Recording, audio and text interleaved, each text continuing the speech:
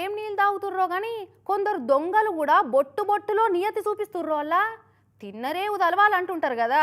అవు గట్నే దొంగతనం చేసేదందుకు పోయిన ఇంటోళ్ళని కూడా తలుస్తుర్రు కొందరు మంచి దొంగలు.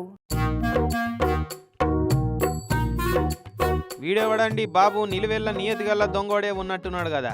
షాపుల జోరిన ఈ దొంగోడు దుకాణం అంతా చదిరి సారీ అన్న ఏం దొరకలేదు డోంట్ వర్రీ అనుకుంటా లెటర్ రాసి పోయిందంటే సుడూరి వాడేం సిపాయి దొంగోడు ఉన్నాడో. నంద్యాల దగ్గరలో ఉన్న షాబోలు కాడ విఘ్నేశ్వర అగ్రికల్చర్ అండ్ డ్రోన్స్ అనే వ్యవసాయం ఇసురాలు అమ్మే షాప్ ఉన్నది. అలా లక్షల విలువ కల్లా డ్రోన్లు వాటి స్పేర్ పార్ట్లే కనిపించినాయట. కానీ అవి తీసుకపోయి నేనేం చేసుకోవాలి, అవి ఎట్లా నడుపుతారో ఆ దుకాణ పోలకే చక్కగా తెలియదు. నేను తీసుకపోయి ఎవరికి అమ్ముకోవాలి అనుకున్నాడో ఏందో కానీ వాడి జోలికే పోలేదట.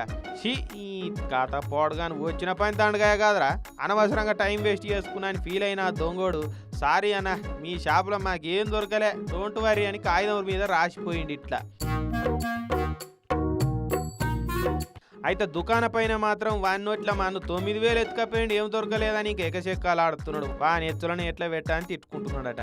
మరి దొంగోడే నాకేం దొరకలేదని కన్ఫెషన్ ఇచ్చినాక కేసు ఏమున్నదని పోలీసు వాళ్ళు అయితే కేసును లైట్ తీసుకుంటారా ఎట్లా, వాడిని దొరకబట్టి నట్లు టైట్ చేస్తారో చూడాలి. మరి అయితే నంద్యాల కథ ఇట్లుంటే పల్నాడు జిల్లాలో అయిన కథ చూడరు ఎట్లున్నదో.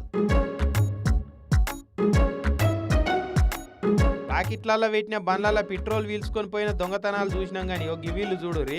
పల్నాడు జిల్లా రొంపిచెర్ల కాడ పెట్రోల్ బంక్ కాడ కార్లు వచ్చి మరి ఆగున్న లారీల్లో డీజిల్ కొట్టేసుకొని పోయిర్రు. ఎవ్వలకు కూడా గింత అనుమానం రాకుండా కార్లు వచ్చి దాని బంక్లో తీసుకపోతున్నట్టు తీసుకపోయి మెల్లగో లారీ పక్క కాపిర్రు.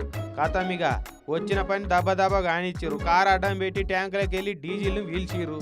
ఇక ఆడికించి తోక వీకిరు. సీసీ కెమెరాలలో అలా భాగవతం అంతా రికార్డ్ అయిపోయింది. చూసిరు కదా, కష్టం చేసుకొని బతక శాతగాక మంది మీద పడి దోసుక తిందామనే చూస్తుంటారు ఇటువంటి బట్టెవాజిగాళ్ళు.